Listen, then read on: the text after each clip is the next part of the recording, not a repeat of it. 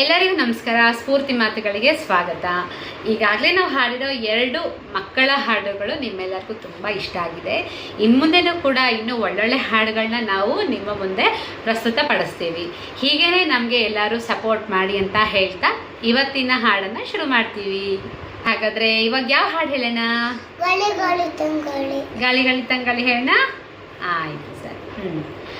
ಗಾಳಿ ಗಾಳಿ ತಂಗಾಳಿ, ಗಾಳಿ ಗಾಳಿ ತಂಗಾಳಿ, ಮಾವಿನ ಕೊಂಬೆ ಅಲ್ಲಾಡಿ, ಮಾವಿನ ಕೊಂಬೆ ಅಲ್ಲಾಡಿ, ಧುಪ್ ಧುಪ್ ಧುಪ್ ಧುಪ್ ಧುಪ್ ಧುಪ್ ಧುಪ್, ದುಪ್ ದುಪ್ ದುಪ್ ದುಪ್ ದುಪ್ ದುಪ್, ನಿಂಗೊಂದ್ ಹಣ್ಣು ನಂಗೊಂದನ್ನು, ನಂಗೊಂದ್ ಹಣ್ಣು, ನಂಗೊಂದನ್ನು, ಎಂತ ಹಣ್ಣು?